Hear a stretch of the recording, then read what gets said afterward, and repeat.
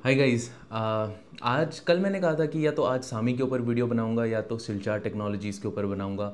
अब सामी का तो शायद अभी अर्निंग्स कॉल चल रहा है, उसका हुआ नहीं है, फिर उसको पढ़ने में मुझे टाइम लगता। लाइव मेरा अटेंड करने का मन नहीं था बिकॉज सामी का ऐसा है कि अभी रिज़ल्ट अच्छा आया है, कोई नेगेटिव सरप्राइज़ नहीं है उसमें। तो आज रात को भी मैं उसका अगर अर्निंग्स कॉल सुनूंगा या कल सुबह भी सुनूंगा तो कोई फ़र्क नहीं पड़ेगा because I am not planning to sell शामी। और उसको उसको और ख़रीदने का भी अभी मेरा कुछ है नहीं, तो उसको मैं कल भी पढ़ूंगा तो चलेगा और आप लोगों को भी उसके लिए टेंशन लेने की ज़रूरत नहीं है। तो उसका तो कल वीडियो आ जाएगा, कल डेफिनेटली सामी के ऊपर वीडियो बनेगा। और आज मैंने कहा फिर सोचा कि सिलचार के ऊपर ही वीडियो बना लेता हूँ। और काफ़ी सारे टाइम से, जैसे अपार हो गया, कल मैंने डायनामिक को भी किया, अभी मैं पैरामाउंट को भी करने का सोच रहा हूँ आगे जाके जैसे जैसे टाइम मिलेगा। और स्कीपर को डिस्कस किया था, तो काफ़ी सारी कंपनीज़, के ई आई, पॉलीकैब, जो ट्रांसमिशन सेक्टर में इतना सारा वहाँ पे कह रहे हैं कि टेलविंड है। सब मैं हर चीज़ में डिस्कस कर चुका हूँ कि 9 लाख करोड़ का उसमें अभी इन्वेस्टमेंट होना है अगले 6-7 सालों में। और समझ भी आता है बिकॉज अभी पीक डिमांड कितनी है, हार्डली जो अगले साल 270, अगर सी ई ए की हम बात करें तो सेंट्रल इलेक्ट्रिसिटी अथॉरिटी, तो 270 गीगावाट का उसने पीक डिमांड बताया है 2026-27 में। लेकिन वो 500 से ऊपर हो जाएगा अब आपका 2033 में जाके, तो ऑब्वियसली पावर डिमांड बहुत बढ़ रहा है। तो आप अगर नॉन रिन्यूएबल से भी देखें ना, तो जो उनका भी जनरेशन का सोर्स है वो भी बढ़ रहा है नॉन रिन्यूएबल से। हम बोलते तो बहुत हैं कि कोल नहीं यूज़ करेंगे और ये सब फलाना अलाना नहीं यूज़ करेंगे हम इलेक्ट्रिसिटी प्रोड्यूस करने के लिए, लेकिन नहीं है। बहुत सारी जो नेशंस है वो वापस न्यूक्लियर एनर्जी पे जा रही हैं बिकॉज ऑब्वियसली ना शॉर्टेज है। आपने बोल तो दिया कि रिन्यूएबल से हम एनर्जी क्रिएट करेंगे, सारा का सारा रिन्यूएबल का इतना पुश है, लेकिन उसको टाइम लगेगा। पुश बहुत अच्छा है रिन्यूएबल में, सोलार विंड, अब तो हाइब्रिड में भी ठीक ठाक पुश आने लगा है, लेकिन उसको स्केल अप होने में और डिमांड को रिप्लेस करने में टाइम लगेगा। ऐसा नहीं है कि अभी सीधा सीधा वो कोल को रिप्लेस कर देगा। तो सिलचार की मैं बात कर रहा हूँ, सिलचार क्या बनाती है? सिलचार बनाती है ट्रांसफार्मर, नथिंग एल्स। तो उसका अब अगर आप प्रोडक्ट पोर्टफोलियो देखेंगे तो ये क्या क्या बनाती है? पावर ट्रांसफार्मर बनाती है that are used at the point of generation. इसका सबसे जो बड़ा कैपेसिटी का जो हम कहेंगे पावर जो ट्रांसफार्मर है, जो क्लास का है, वो 132 kV क्लास का है। उससे ज़्यादा ये नहीं बनाती है, उस वो भी कम बनाती है 132 भी। मोस्टली जो इसके मेजर जो प्रोडक्ट्स हैं वो 66 kV के नीचे ही आते हैं। तो ये पावर ट्रांसफार्मर बनाती है। फिर डिस्ट्रीब्यूशन ट्रांसफार्मर बनाती है। डिस्ट्रीब्यूशन ट्रांसफार्मर बेसिकली आपके एंड साइड पे होते हैं, कस्टमर साइड में होते हैं, वो ट्रांसमिट करते नहीं हैं। मतलब ट्रांसमिट तो ऑफ कोर्स वो आगे अपने एंड कस्टमर्स को करेंगे जो लोड होगा, लेकिन वो पावर ट्रांसफार्मर उसे हम नहीं कहेंगे। जो जनरेशन के साइड पे नहीं होता है, वो लोड के साइड पे होते हैं वो ट्रांसफार्मर, जो डिस्ट्रीब्यूशन ट्रांसफार्मर होते हैं। और डिस्ट्रीब्यूशन ट्रांसफार्मर का कहा जाता है कि उसमें मार्जिन ज़्यादा नहीं है, कॉम्पिटिशन बहुत ज़्यादा है बिकॉज अगेन आप लो वोल्टेज पे खेल रहे हैं वहाँ पे। तो लो वोल्टेज का बनाना इतना बहुत ज़्यादा टिपिकल नहीं होता है, किसी को बहुत भयंकर एक्सपर्टीज़ नहीं चाहिए, टेक्नोलॉजी नहीं चाहिए। जो मैंने कल भी बताया था कि अगर डायनेमिक के केस में मैंने आपको बताया कि उनका पोर्टफोलियो उन्होंने शिफ्ट किया लो वोल्टेज से और कंडक्टर से लेके हाई वोल्टेज के प्रोडक्ट्स पे। हाई वोल्टेज के प्रोडक्ट्स में एक्सपर्टीज़ ज़्यादा है, कैरेक्टरिस्टिक्स ज़्यादा हैं, थोड़ा स्पेसिफिकेशन बहुत काफ़ी सारे स्पेसिफिक हो जाते हैं, तो उसमें मार्जिन ज़्यादा है। जितना एक्सपर्टीज़, जितना आपको मेहनत लगेगी प्रोडक्ट बनाने में, उतना मार्जिन आपका ज़्यादा होगा। ठीक है। फिर ये बनाती है my most important 60% of the transformers. आप ये समझ सकते हैं कि ये इन्वर्टर ड्यूटी ट्रांसफॉर्मर बनाती है, जो आप तीसरा पढ़ रहे हैं यहाँ पे, solar used in solar power projects along with inverters. अब इसका आपको थोड़ा सप्लाई चेन में समझाता हूँ। सप्लाई चेन मतलब ये काम कैसे करते हैं।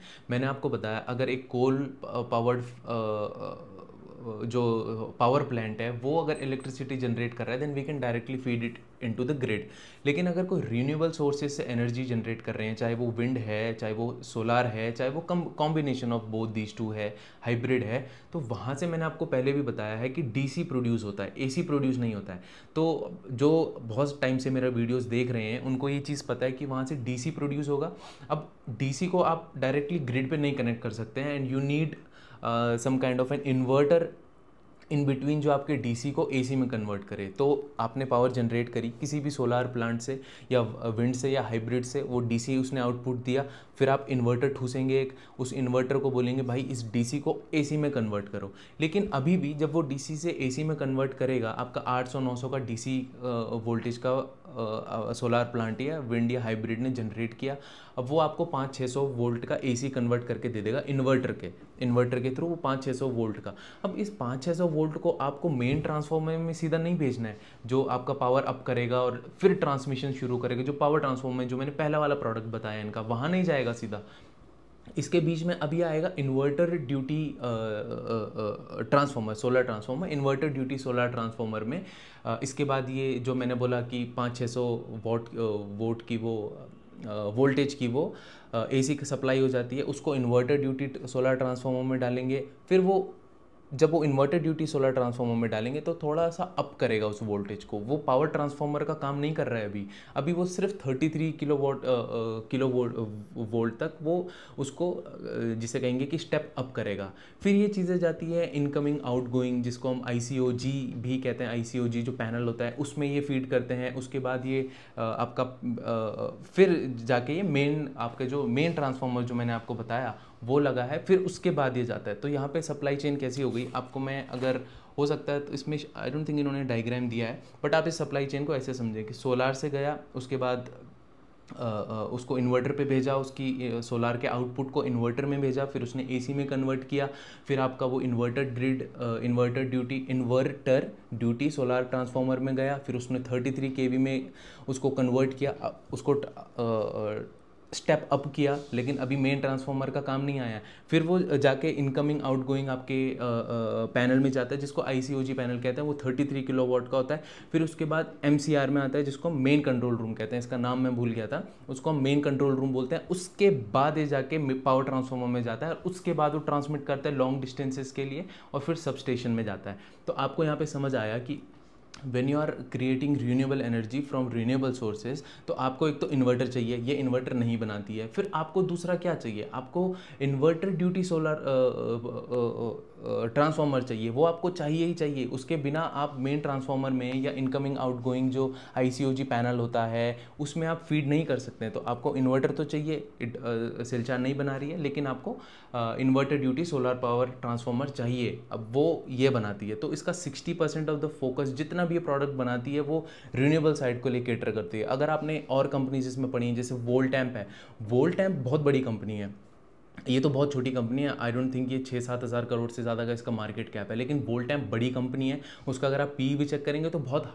ऑन द हायर साइड है। वैल्यूएशंस की तो मैं ऑफ कोर्स लास्ट में बात करूंगा, लेकिन वोल्टैम्प जो है वो रिन्यूएबल में अभी उसका इतना फोकस नहीं है। अब करेगी नहीं करेगी आई डोंट नो, मतलब अगर उसने भी वोल्टैम्प ने भी रिन्यूएबल वाले ट्रांसफार्मर बनाने शुरू किए, इन्वर्टर ड्यूटी ट्रांसफार्मर, तो इसको कंपटीशन फेस करना पड़ सकता है। बट फिलहाल के लिए जो वोल्टैम्प है वो इंडस्ट्रियल पावर ट्रांसफार्मर्स में ही, जो इंडस्ट्रियल साइड में जो ट्रांसफार्मर यूज़ होते हैं वो उसी में अभी फोकस कर रही है। उसका ज़्यादा ध्यान रिन्यूएबल में नहीं आया है। तो वो अगेन जो भी बातें ये सब की रिस्क में हम बात कर लेंगे। बाकी जनरेटर ट्रांसफार्मर्स बनाती है विंड को लेके, मैंने आपको बताया सोलार, विंड, हाइब्रिड सब, और हाइड्रो ट्रांसफार्मर और ये आप देखेंगे अप टू 132 किलोवाट क्लास का बनाती है। मैंने आपको 2-3 बारी आज तक वीडियोज़ में बताया है कि पम्प्ड हाइड्रो क्या होता है। हमको पम्प्ड हाइड्रो की ज़रूरत क्यों होती है। पहले तो पम्प्ड हाइड्रो की ज़रूरत हमें इसीलिए होती है कि हमको पता है हमारा जो रीन्यूएबल एनर्जी का सोर्स है वो इंटरमिटेंट है, वो कभी कभी है। विंड भी कभी चलेगी, और सोलार तो ऑब्वियसली रात को फंक्शन नहीं कर पाएगा जब धूप नहीं है। तो हमको राउंड द क्लॉक एनर्जी चाहिए। RTC अगर एनर्जी हम इसको कहेंगे कि RTC सप्लाई हमको चाहिए, तो उसके लिए 2-3 तरीके होते हैं। या तो हम पम्प्ड हाइड्रो का यूज़ करें, जो मैं अभी समझाऊंगा, या तो बेसिकली हम बैटरी एनर्जी स्टोरेज सिस्टम का यूज़ करें कि हमने सोलार प्लांट है या विंड है या हाइब्रिड है, उसके बगल में एक बैटरी एनर्जी स्टोरेज बना दिया कि जब भी दिन में वो एक्सेस एनर्जी प्रोड्यूस कर रहा है प्लांट, तो वो बैटरी में सेव हो जाएगी, और रात को जब हमको एनर्जी चाहिए या विंड के एब्सेंस में जब हमको एनर्जी चाहिए तो वो बैटरी से हम कंज्यूम कर सकते हैं। तो एक तो ये तरीका हो गया RTC सप्लाई को सिक्योर करने का, राउंड द क्लॉक सप्लाई को, जो हमेशा सप्लाई सिक्योर रहे। और दूसरा हो गया पम्प्ड हाइड्रो में क्या होता है, 2 आपके रिजर्वॉयर्स होते हैं जो ऊपर और नीचे होते हैं। तो अगर आपके दिन में एक्सेस एनर्जी प्रोड्यूस हो रही है, हवा भी खूब अच्छी है, और सोलार तो ऑब्वियसली दिन में धूप बहुत तेज़ है, तो आपकी एक्सेस एनर्जी प्रोड्यूस हो रही है, सारा का सारा ग्रिड को नहीं चाहिए, तो आप उस एक्सेस एनर्जी को, तो वो वेस्ट होने से अच्छा आप क्या करते हैं, जो लोअर रिजर्वायर है उसमें अगर पानी भरा है तो आप उसको ऊपर घुमाते हैं, मतलब उसको उल्टा चलाते हैं और टरबाइन के थ्रू या फिर कोई भी पंप के वगैरह के थ्रू आप ऊपर वाले रिजर्वायर में पानी भर रहे हैं। इसके आपकी इलेक्ट्रिसिटी वेस्ट नहीं हो रही है, बिकॉज ऑलरेडी जो रिन्यूएबल सोर्स से एनर्जी जनरेट हो रही थी, ज़्यादा धूप में ज़्यादा एनर्जी जनरेट हो रही थी, वो तो ऑब्वियसली वेस्ट ही होनी थी। तो उस एनर्जी को हमने यूज़ करके नीचे वाले रिजर्वायर से पानी खींच के ऊपर ले गए, ठीक है, एक्सेस एनर्जी जब प्रोड्यूस हो रही है। अब जैसे हम रात की बात आ गई, सोलार ठीक से विंड सोलार ठीक से एनर्जी जनरेट नहीं कर पा रहा है, सोलार जो प्लांट है, और हवा भी लेट्स सपोज इस टाइम पे धीरे हो गई, तो ऑब्वियसली जो वो हाइब्रिड प्लांट भी है अगर, या फिर वो सिर्फ सोलार का भी है, तो वो इस टाइम पे जनरेट नहीं कर रहे हैं एनर्जी। तो आपका ग्रिड को तो डिपेंडेंसी थी सोलार प्लांट से, अब ये एनर्जी जनरेट नहीं कर रहा है, तो इसका मतलब ये थोड़ी है ना कि ग्रिड पे एनर्जी अब चलो ठीक है अब छोड़ो, अब सुबह ही ग्रिड पे एनर्जी भेजेंगे, ग्रिड पे डिस्टेबलाइज हो जाएगा। उस केस में क्या होता है, जो हमने ऊपर वाला पानी भेजा हुआ था एक्सेस एनर्जी को यूज़ करके, अब हम उसको नीचे छोड़ के उससे एनर्जी क्रिएट कर लेंगे, तो हो गया ना फ़ायदा। एक्सेस एनर्जी जो हमने दिन में जनरेट करी उससे पानी को ऊपर भेजा, कोई एनर्जी का वेस्टेज नहीं हुआ एज सच, बिकॉज वो एनर्जी ऑलरेडी वेस्ट ही होनी थी। लेकिन रात को जब हमको ज़रूरत पड़ी तो हमने वो पानी ऊपर से नीचे छोड़ दिया और उससे इलेक्ट्रिसिटी जनरेट करी, जो जनरेट हुई वो हमने ग्रिड पे भेज दी। तो इससे भी हम round the clock supply generate कर सकते हैं। तो ये जो हाइड्रो ट्रांसफार्मर है ये उसी फंक्शन के लिए यूज़ होता है, आपका पम्प्ड हाइड्रो जो प्लांट्स हैं वो यूज़ कर सकते हैं। लेकिन अभी भी मैं आपको बता रहा हूँ जो मेजर फोकस है वो है इनका इन्वर्टर ड्यूटी सोलर ट्रांसफार्मर्स में, जो रिन्यूएबल साइड में यूज़ होता है। थोड़ा लंबा डिस्कशन हो गया, but I think it was important to discuss all these points. अब हम इसके रिजल्ट्स पे देखेंगे, काफ़ी समय से अच्छा परफॉर्म कर रही है और गाइडेंस भी इस कंपनी का बहुत अच्छा है। तो अगर आप Q2 और H1 FY25 के रिजल्ट देखेंगे अपनी स्क्रीन पे, तो रेवेन्यू फ्रॉम ऑपरेशन में Q2 का बता रहा हूँ, आप नीचे वाले तीनों ग्राफ खुद ही देख लीजिएगा, वो H1 का परफॉर्मेंस डिनोट करते हैं। तो Q2 FY24 में 106 करोड़ का रेवेन्यू हुआ करता था, Q1 FY25 में वो 107 हो गया और Q2 FY25 में वो 131 का हो गया है। तो काफ़ी अच्छा ग्रोथ है इस कंपनी में। और एबिटा मार्जिन आप देखें तो 31% के, मतलब काफ़ी अच्छे एबिटा मार्जिन हैं। और जो एबिटा का एब्सोल्यूट फिगर भी है वो 30 था पहले, इस बारी 41 हो गया। पिछले क्वार्टर में भी 30 था, उसके पहले के पिछले साल में भी अगर हम Q2 FY24 देखें आज से एक साल पहले, तो भी 30 करोड़ का 30 करोड़ का था, अभी वो 41 का हो गया। इनको ऑपरेटिंग लेवरेज मिल रहा है यहाँ पे, ये बहुत अच्छी बात है। अब पैट मार्जिन आप देखो, पैट मार्जिन गजब के पैट मार्जिन है, 24% का पैट मार्जिन इनका पहुँच गया है, तो बहुत अच्छी बात है। ये इनका ये कहना है कि इन्होंने सिंस पहले डोमेस्टिक में बहुत फोकस करते थे, अब इन्होंने एक्सपोर्ट में बहुत फोकस किया है। मेजरली इन्होंने नॉर्थ अमेरिका में 30% एक्सपोर्ट इनका नॉर्थ अमेरिका में होता है, यूएस और कनाडा में, और बाकी इनका मिडिल ईस्ट में होता है। तो अभी ये यूरोप में भी धीरे धीरे फोकस कर रहे हैं। तो एक्सपोर्ट में जो इनका मार्जिन है वो बहुत हाई है, ऑलमोस्ट डबल का है। तो इस वजह से इनका एबिटा भी बढ़ रहा है, बन जाता है काफ़ी अच्छा, और पैट भी इनको काफ़ी अच्छा बच जाता है। तो काफ़ी अच्छी बात है। ऊपर से अच्छी और एक अच्छी बात क्या है कि डेट फ्री कंपनी है, फाइनेंस कॉस्ट है नहीं इस कंपनी की, लैंड बैंक इनके पास बहुत सारा पड़ा हुआ है, सारी चीज़ें बताऊंगा मैं आगे जाके। तो ये इसके रिजल्ट की मैंने बात करी, रिजल्ट इसका बहुत अच्छा है। अब हम बात करते हैं कंपनी में चल क्या रहा है। तो ये कंपनी मेरे रडार में, जैसे मैं कहता हूँ कि वॉच लिस्ट में डाल के रखो, ये कंपनी मेरे वॉच लिस्ट में आई थी जब इसने कह सकते हैं कि जब एक न्यूज़ चली थी कि जो उनका 4000 MVA की कैपेसिटी है, ये इसको लेके खींच के 5500 MVA का करेंगे। फिर मेरे को लगा यार 40% से ये ट्रांसफार्मर की कैपेसिटी बढ़ा रही है और विद इन 1 ईयर ऑपरेशनलाइज भी करेगी। And I use to read a lot of newspaper for the last 2-3 years. अभी मैंने छोड़ दिया है बिकॉज 3 महीने से मैं खुद ट्विटर पे आ गया हूँ, और उससे पहले ट्विटर यूज़ नहीं करता था मैं, इवन दो मेरा अकाउंट 2014 का है। तो फिर मेरे को लगा यार यहाँ तो सारी न्यूज़ फ्लो मुझे मिल ही जा रहा है, तो न्यूज़पेपर में I use to spend like 2-3 hours a day just reading newspaper, Business Standard, mostly Business Standard पढ़ता था, तो it was a waste of time by the वे।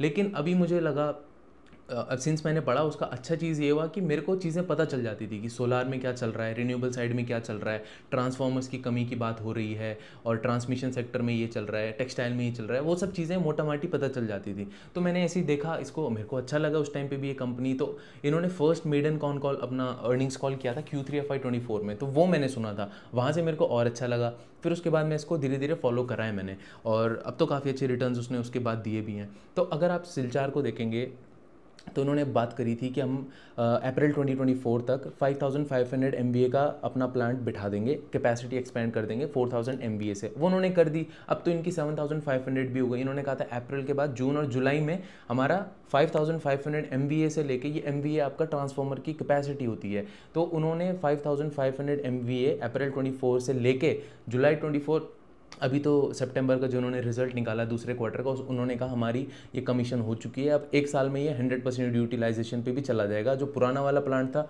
वो तो ऑलरेडी 100% यूटिलाइजेशन में चल रहा है। तो यहाँ से हमको समझ आएगा कि कितना डिमांड है, कितना डिमांड चल रहा है। और दूसरा फिर मतलब यहाँ से मेरे को लगा कि यार इस company this is worth noting. उस टाइम पे पी भी बहुत कम था, अब तो पी थोड़ा हाई हो चुका है। लेकिन अगर फिर भी हम और ज़्यादा जो कंपनीज़ हैं इसमें वोल्टैम्प वगैरह और हिटाची, इन सबको अगर हम देखें, जो जितनी भी ट्रांसफॉर्मर वाली कंपनी है ना, किसी का पी कम नहीं है, बिकॉज सबको समझ आता है इन्वेस्टर्स को कि टेलविंड बहुत ज़्यादा है सेक्टर में। ऑलराइट अब इसके हम Q2 FY25 की बात करते हैं। यूएस में डिमांड कहाँ से आ रहा है एक्सपोर्ट साइड में? एक तो आपने बहुत ये न्यूज़ फ्लो देखा भी होगा, आपको पता ही होगा कि जो वहाँ पे ग्रिड बना था वो 1950s के बाद अपग्रेड नहीं हुआ है। तो 70 साल हो चुके हैं उसके अपग्रेडेशन को। तो 2 तरीक़ों से वहाँ पे डिमांड आ रही है, एक तो पुराने ग्रिड को अपग्रेड कर रहे हैं, और दूसरा ये क्या कर रहे हैं, ऑब्वियसली वहाँ पे भी रिन्यूएबल एनर्जी पे बहुत फोकस है, चाइना में, यूएस में, इंडिया में। तो रिन्यूएबल साइड से भी काफ़ी पुश आ रहा है। अब रिन्यूएबल साइड का क्या है,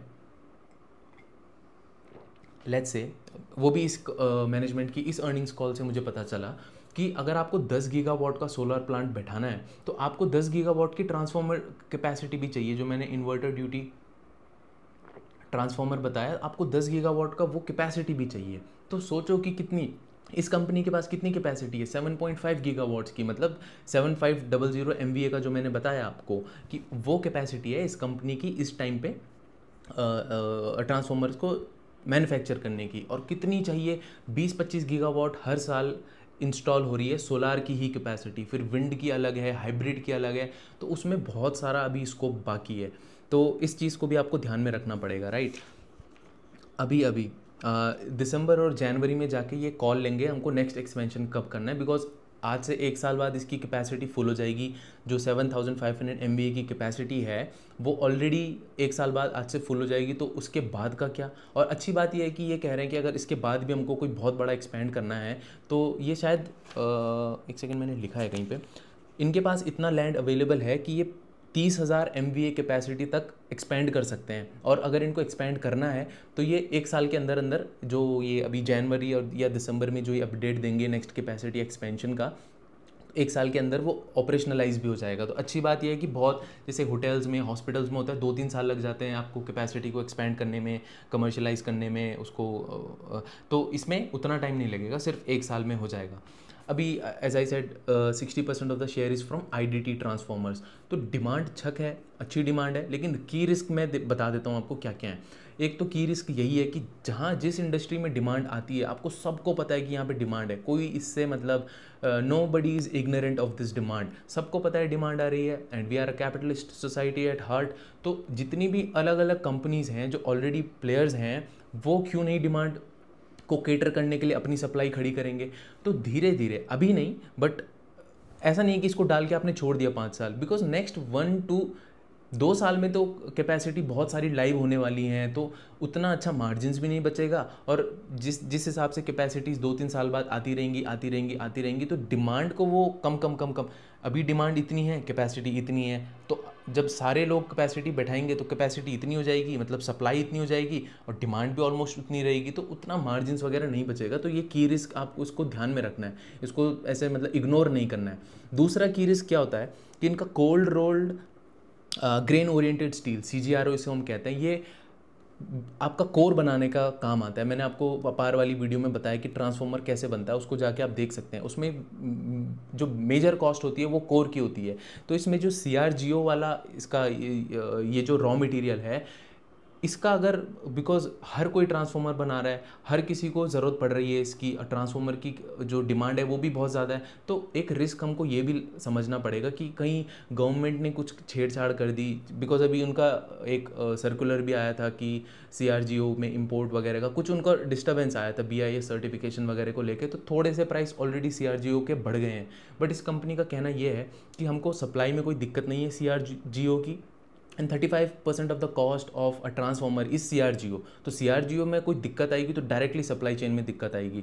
तो CRGO जो है वहाँ पे इस कंपनी का ये कहना है कि सिंस हम बहुत सारे सामान एक्सपोर्ट करते हैं, तो हम एडवांस पेमेंट्स में, एडवांस लाइसेंस में, एडवांस पेमेंट्स में हम उसके हम CRGO इंपोर्ट भी करवा सकते हैं, हमको सप्लाई की कोई दिक्कत नहीं है, बेसिकली ऐसा कहना है कंपनी का। बट सिर्फ कंपनी ने कहा और हमने मान लिया, हम इतने नाइव भी नहीं है, इतना मतलब इग्नोरेंट हमको भी नहीं रहना है। हो सकता है ना दिक्कत हो, लेकिन दिमाग में ये चीज़ रखनी है कि CRGO का एक इम्पैक्ट हो सकता है। इन्वेस्टिंग ऐसे ही होती है, मतलब हर चीज़ अच्छा अच्छा आपको कंपनी का दिख रहा है तो आपको आंख बंद करके इन्वेस्ट नहीं करना है until unless you know what the key risk are.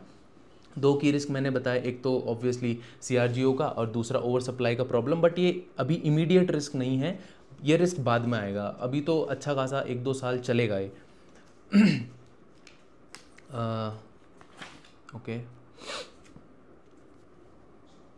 हाँ, power ministry talked about CRGO shortage and there is a restriction of BIS for CRGO import that has created temporary shortage. Prices have gone up and we do a lot, the company कह रही है we do a lot of exports, we can always import CRGO against the advance license, जो मैंने आपको चीज़ बताई। तो देखना पड़ेगा, मतलब CRGO में दिक्कत आई तो यहाँ भी दिक्कत आ सकती है। और जो रॉ मटेरियल, सबसे हमको ये भी चीज़ देखनी है ना कि अगर रॉ मटेरियल का प्राइस बहुत फ्लक्चुएट हो गया, सिंस डिमांड इतना बढ़ रहा है ट्रांसफॉर्मर का, तो उसके रॉ मटेरियल का भी बढ़ेगा। तो लेकिन ये कंपनी कह रही है कि जब भी हम एक ऑर्डर को एग्जीक्यूट करते हैं, फाइनल करते हैं, तो हम रॉ मटेरियल के प्राइसेस को लॉक कर देते हैं और वहाँ से ख़रीद के उसको बंद कर देते हैं, ताकि हमारा जो रॉ मटेरियल का डेविएशन है प्राइस में, वो हमारे आउटपुट पे इम्पैक्ट ना करे और हमारा जो मार्जिन्स है उसे इम्पैक्ट ना करे। और काफ़ी टाइम से इसके margins on the upward trajectory हैं, तो हमको ये चीज़ देखनी है कि बहुत क्लोजली फॉलो करना पड़ेगा अगर आप इस कंपनी में इन्वेस्ट कर रहे हैं, because this is not like a consumption based company की जो बस चलती रहेगी चलती रहेगी चलती रहेगी। आपको इस कंपनी को तो फॉलो करना ही है, लेकिन जितनी भी जैसे वोल्टैम्प, हिटाची और जो भी कंपनी आपका ट्रांसफॉर्मर बना रही है, आपको सबको फॉलो करना है। बिकॉज जब सब मैनेजमेंट की इनसाइट आप सुनोगे तो आपको एक बहुत बढ़िया आइडिया हो जाएगा कि कब मेरे को इन्वेस्ट करना है और कब मेरे को इससे बाहर निकलना है। हो चुका है इसका, बिकॉज ये FMCG कंपनी नहीं है जो सालों साल चलेगी, ये मैं आपको अपफ्रंट आके बता रहा हूँ। अपॉर्चुनिटी मिली है बस, तो कुछ टाइम तक इसका हमें बेनिफिट मिलेगा because of the tell winds, nothing else. और इसीलिए थोड़ा लास्ट में की रिस्क हो गए। वैल्यूएशंस की अगर मैं बात करूं तो मतलब रीज़नेबल लग रहे हैं वैल्यूएशंस। 50 का PE के ऊपर अगर कोई वैल्यूएशन हो जाता है तो मेरे को रीज़नेबल नहीं लगता है वो। इस केस में थोड़ा एक्सेप्शन इसीलिए भी है बिकॉज आप बाकी कंपनीज़ को देखेंगे ट्रांसफॉर्मर में, वो बहुत ही ज़्यादा एक्सेसिवली हाई वैल्यूएशंस पे हैं। तो अगर आप फ्रेश एंट्री लेना चाहते हैं तो थोड़ा सा आप चाहें तो वेट कर सकते हैं। मैं आपकी अगर जगह होता, अगेन मैं सजेस्ट नहीं करूँगा, रिकमेंड नहीं करूँगा, बट इतना कहूँगा इफ़ आई वर यू, मैं थोड़ा वेट करता। इस मतलब जस्ट बिकॉज आज मैंने इस कंपनी के बारे में सुना, I am talking about you, just because मैं भी सपोज अगर आपकी तरह आज ही इस कंपनी के बारे में सुनता तो मैं कोई जल्दी नहीं करता इसको खरीदने की, and I would wait for a correction. But अगर किसी के पास ये है तो मुझे कोई भी अर्निंग्स में कोई प्रॉब्लम नहीं आया। आपको बेचना है आपकी मर्जी, आपको और ख़रीदना है आपकी मर्जी, बट मुझे अर्निंग्स में अभी कोई प्रॉब्लम नहीं लग रहा है। कॉम्पिटिटिव इंटेंसिटी बहुत हाई नहीं है, सप्लाई बहुत ज़्यादा स्ट्रेच नहीं हो गई है, मतलब बहुत ज़्यादा कैपेसिटी अभी तक नहीं आई है। 1 साल, 1.5 साल, 2 साल तक इसको अभी रख के बैठ सकते हैं, बट अगेन अगले क्वार्टर में कुछ ख़राब होगा तो देयर इज़ नथिंग लाइक कि 1 साल 2 साल छोड़ के बैठ सकते हैं। बट अभी के नज़रिए से अगर मैं देखूं तो 2 साल तक मुझे अर्निंग्स में कोई प्रॉब्लम नहीं नज़र आ रहा है। बट अगेन Q3 में आके कोई भी रिजल्ट आता है इसको मैं डिस्कस करूँगा, ऊपर नीचे कुछ हुआ तो वो आपके साथ में शेयर करूँगा। बाकी वैल्यूएशंस की बात हो गई, कल मैं सामी को डिस्कस करूँगा और उसी के बीच में मैं इंडो काउंट का भी आपको बता दूंगा क्या क्या प्रॉब्लम हुआ। वैसे मैंने कल बता दिया तो नहीं भी बताऊँ तो चलेगा। ठीक है, आपसे मिलते हैं नेक्स्ट वीडियो में। Thank you so much.